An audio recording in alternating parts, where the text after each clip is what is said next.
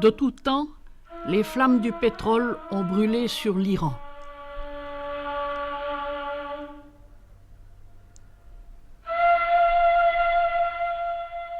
Elles sont sans doute à l'origine du culte du feu des Zoroastriens.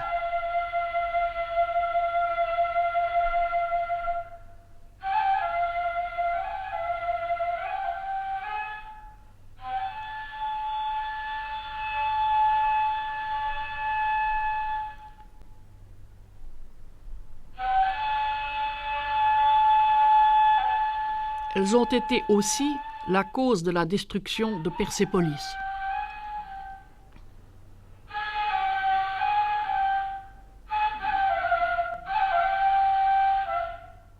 Le soleil se lève sur les boutres à l'ancre dans le golfe Persique.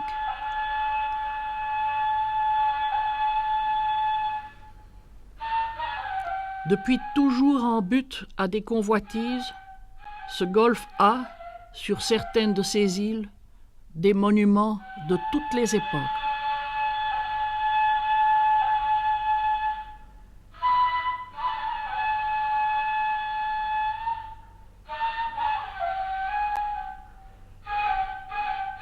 Sur l'île de Kharg, en particulier, une pierre mégalithique.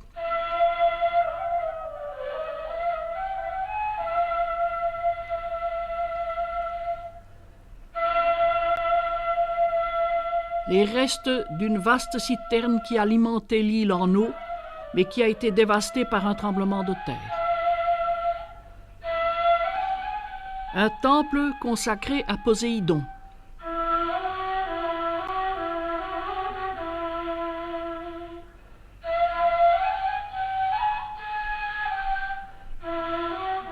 Des tombeaux de la période du royaume de Palmyre.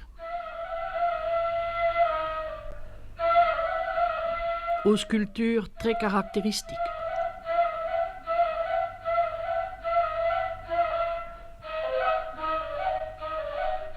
Enfin, une église nestorienne dont on voit encore les fonts baptismaux.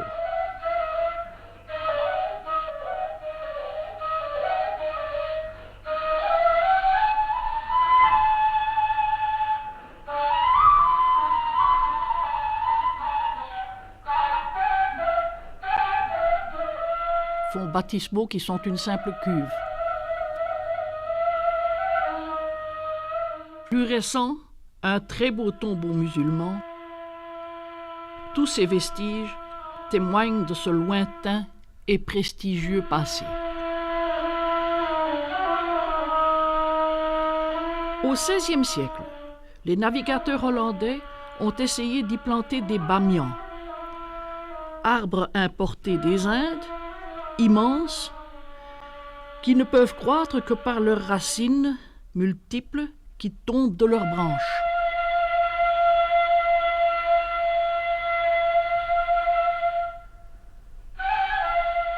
Hélas, un unique troupeau de chèvres, affamés, coupe toutes les racines qui sont atteignables et les quelques arbres restent rabougris.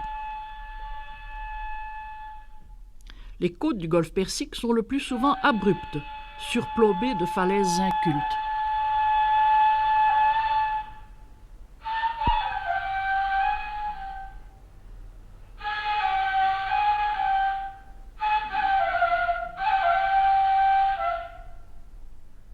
Cependant, les plages peuvent y être accueillantes.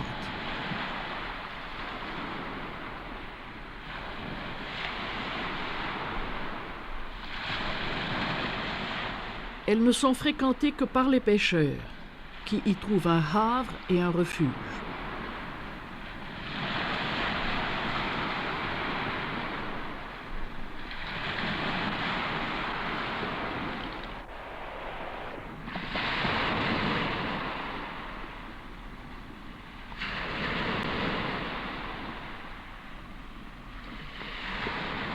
Ils y raccommodent leurs nasses et leurs filets.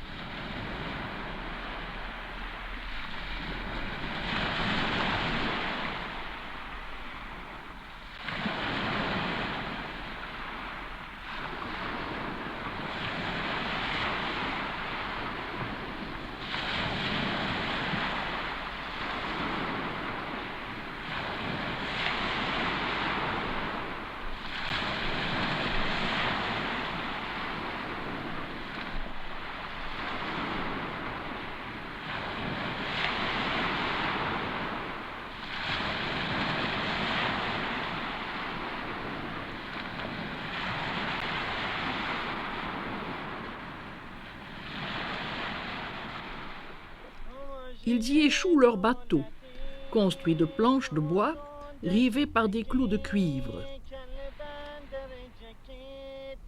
Ces bateaux qui desservent les différents ports de la côte, dont les plus importants sont Abadan et Khorramshahr.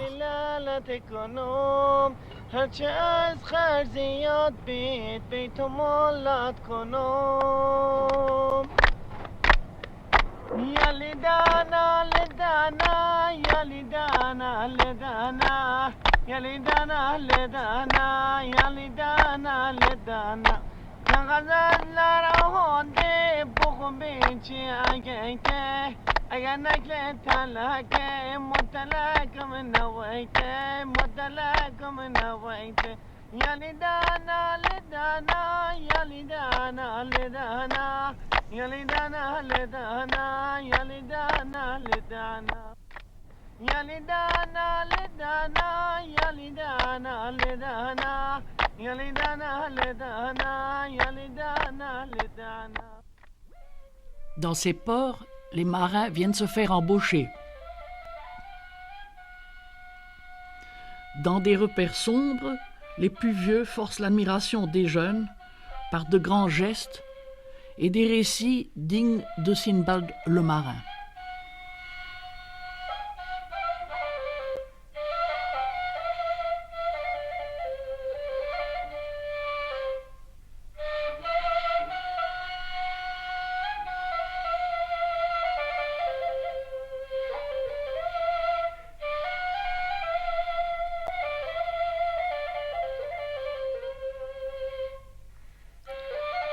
Sur le seul fleuve navigable, le Karun, les embarcations qui assurent la navette d'une rive à l'autre sont réminiscentes des gondoles vénitiennes.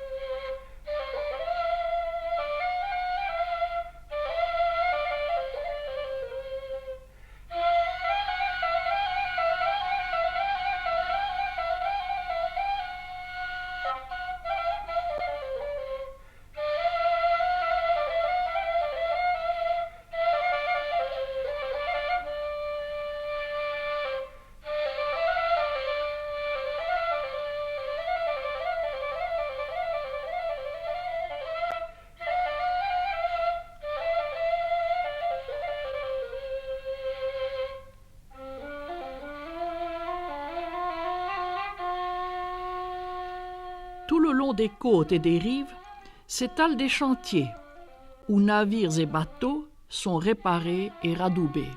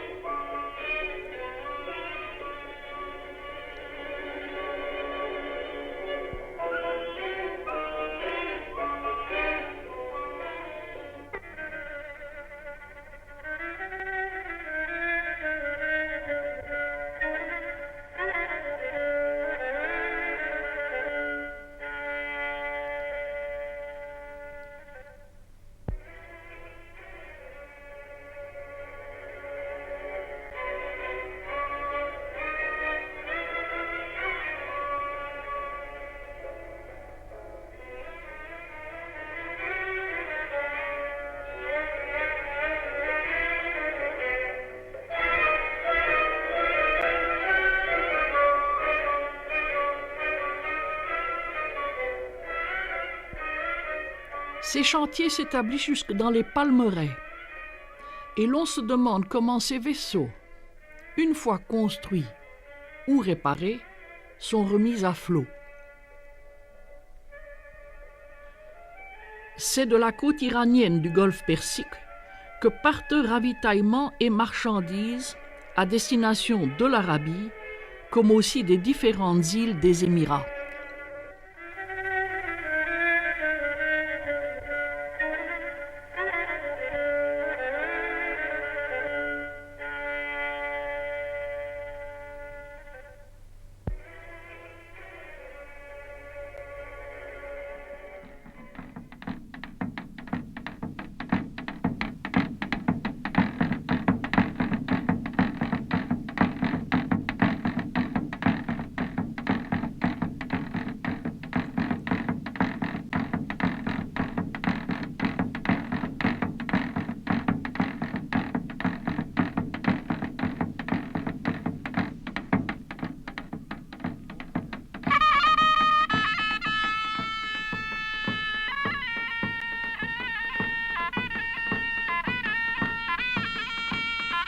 Il faut un pied sûr et un sens certain de l'équilibre.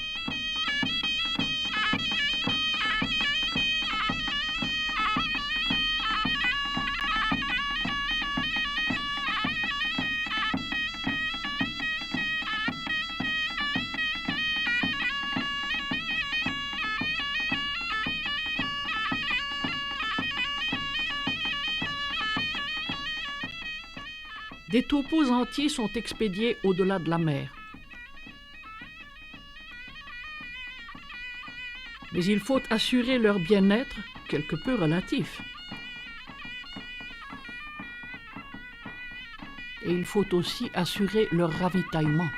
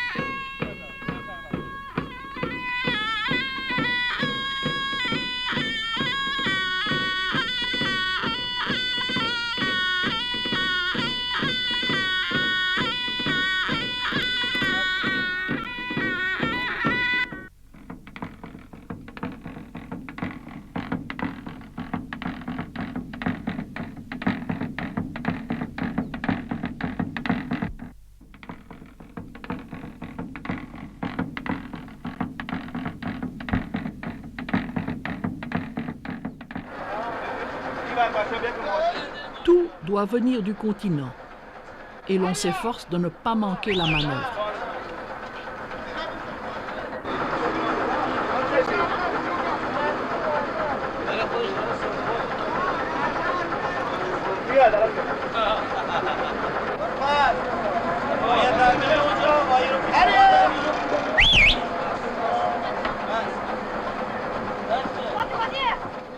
Le bateau aussitôt chargé, l'ancre est levée.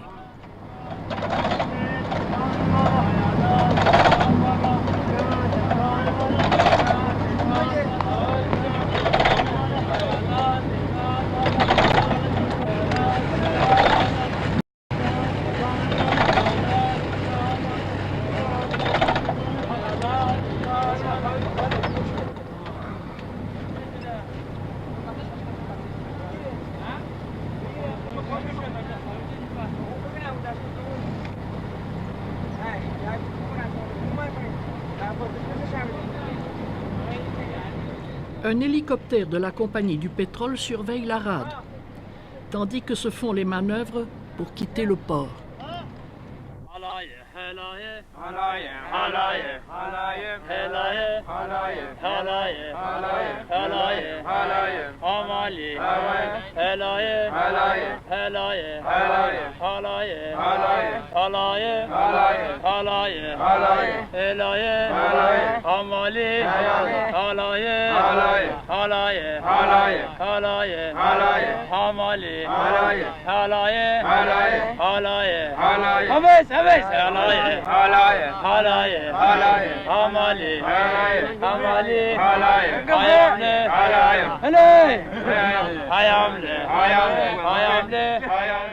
Les marins s'activent autour du mât pour dérouler et hisser la voile et s'encouragent l'un l'autre en chantant des airs traditionnels.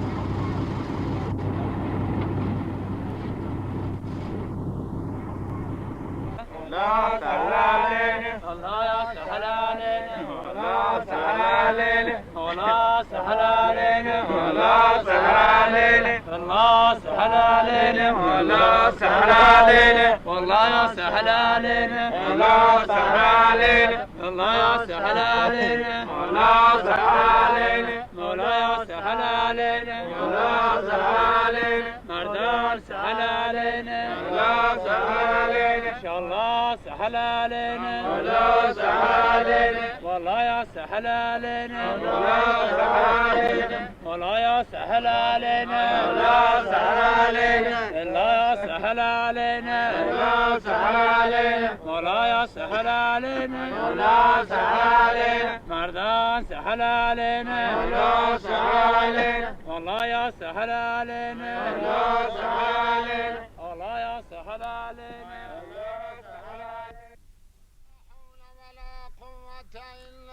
Le mousse prépare le repas de midi, tandis que les marins vont s'arrêter pour la prière. والحمد لله الذي لم يتخذ ولدا ولم يكن له شريك في الملك الله أكبر الله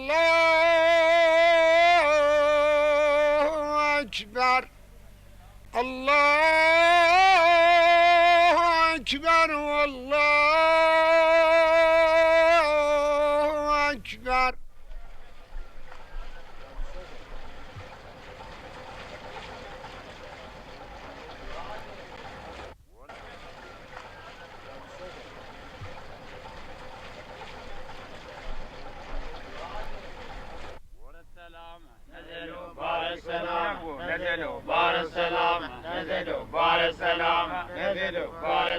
Le capitaine fait baisser la voile.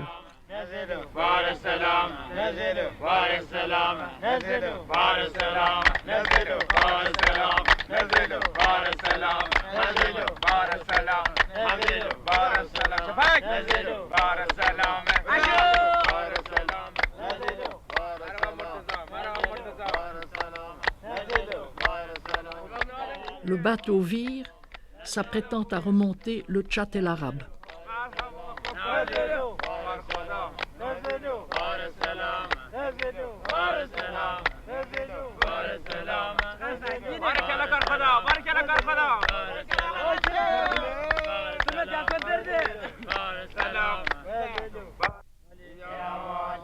يا مالي يا مالي يا مالي يا مالي يا مالي يا مالي يا مالي يا مالي يا مالي يا مالي يا مالي يا الله مالي يا مالي يا الله مال يا الله مال. Le bateau avance calmement, propulsé par son moteur auxiliaire.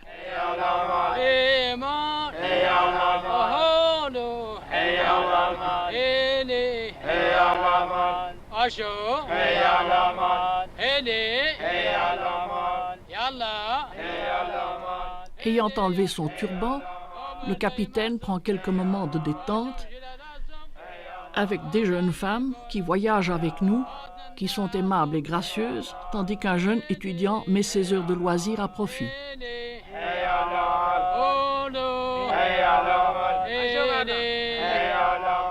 Les Arabes sont nés conteurs et se distraient les uns les autres au cours de ces heures longues et monotones.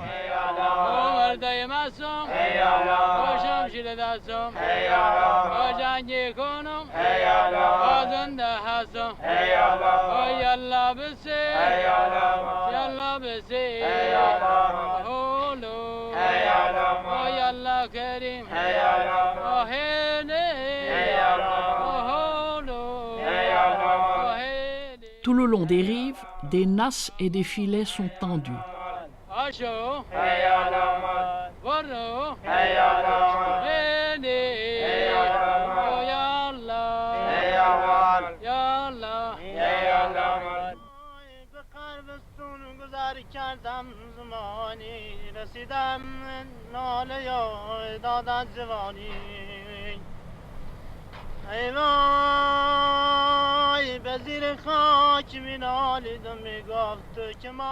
Profitant du courant, les barques de forme ancienne descendent vers la mer.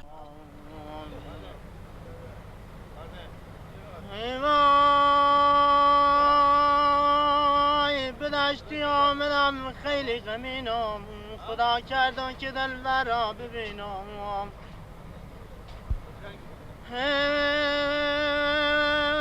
به دستای خانه دشتی کم عدالت بسازم کوخه دور از ولایت وای بیدادم وای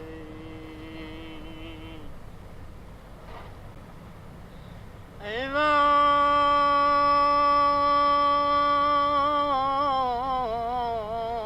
دل پر حسرت تو منت نصیبم ای وای تن بیمار ناپیدا طبیبم. Face à l'Iran, un fort, poste de douane de l'Irak, car il faut l'autorisation de ce pays pour remonter le fleuve. سری دارم که در سامان من نیست دلی دارم که در فرمان من نیست ای روزگار. C'est un des problèmes actuels entre l'Irak et l'Iran.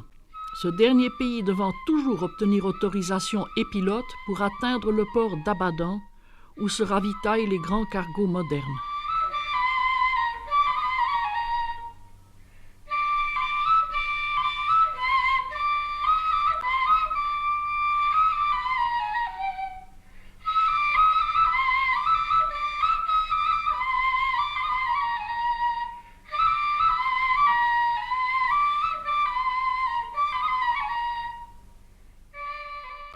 C'est un Anglais, Darcy, qui trouva le premier du pétrole en Iran.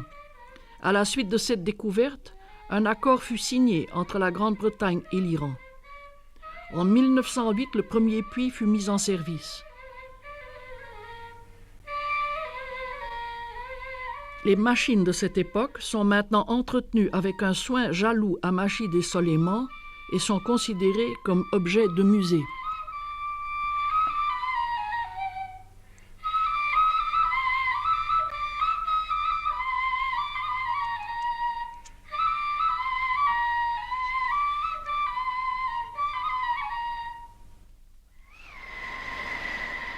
La raffinerie d'Abadan, placée sur une île dans le delta du Tchad el-Arabe, est la plus grande raffinerie de pétrole du monde. Ces bâtiments couvrent plus de 40 hectares.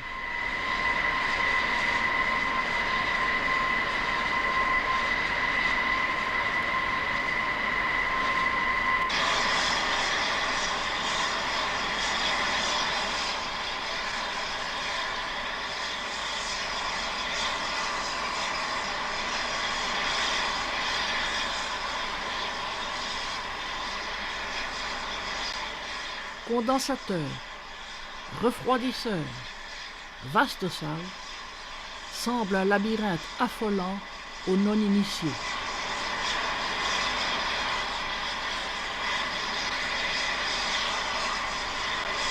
Les immenses cheminées s'alignent sur le ciel.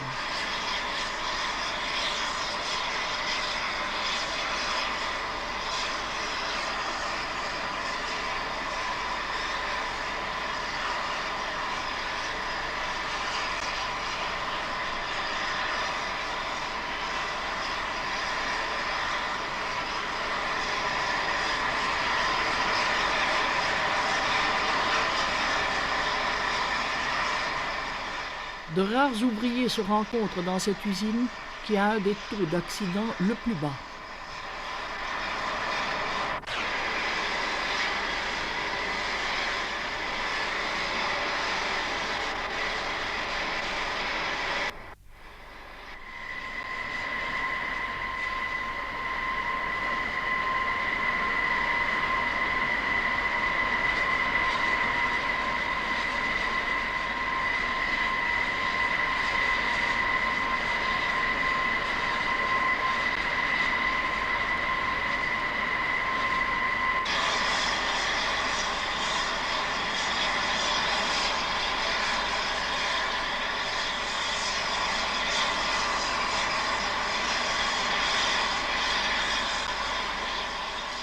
Les 8 étages du catalyseur, où l'on produit l'essence pour les avions supersoniques, dominent l'ensemble des constructions.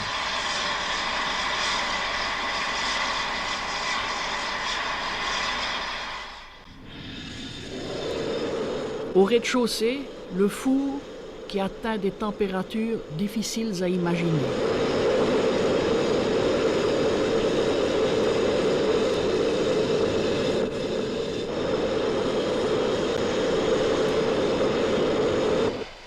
Et tout auprès, les gigantesques refroidisseurs.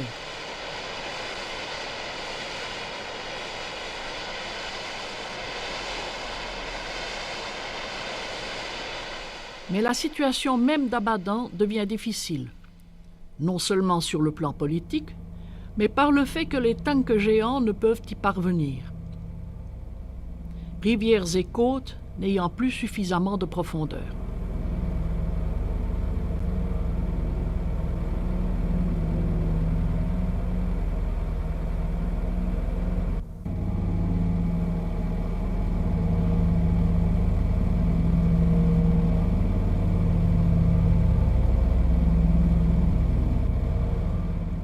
Aussi transforme-t-on à l'heure actuelle l'île de Kharg, qui doit devenir le point central où aboutiront la plupart des pipelines.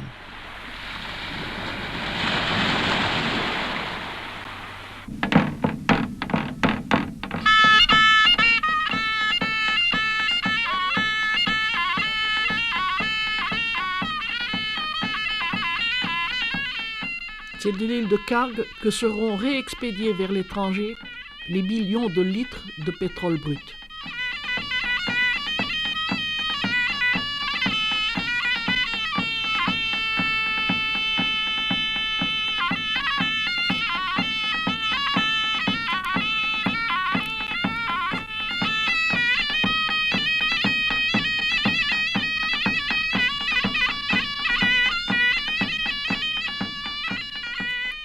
Venus de tous les pays du monde, les tankers attendent au large de pouvoir aborder dans ce port artificiel, où les réservoirs s'alignent maintenant les uns à côté des autres.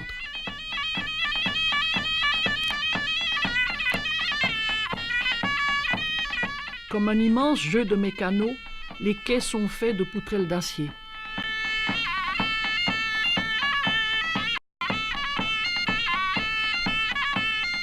Les pétroliers viennent y accoster.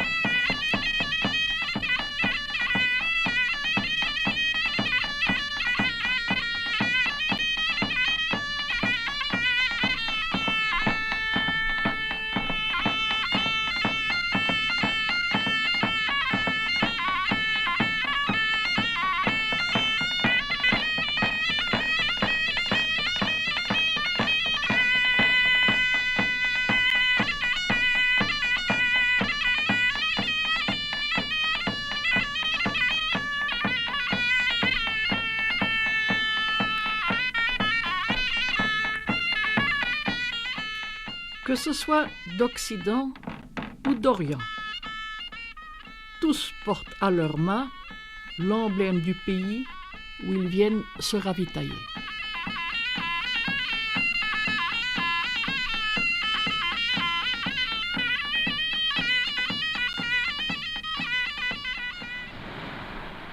Malgré cette transformation moderne, les bateaux anciens, comme ceux qui les ont précédés au cours des millénaires, viennent chaque soir accoster près des côtes.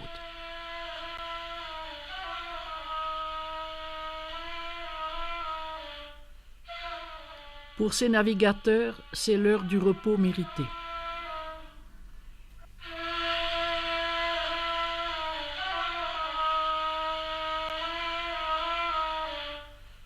Au loin sur le continent, les derniers rayons du jour rougeoient sur la raffinerie où l'activité continue à régner. Sur les plages solitaires, c'est le calme et la beauté du crépuscule, puis de la nuit. Tandis que dans les montagnes, les feux, emblèmes de l'éternité, continueront à lancer leurs flammes vers le ciel.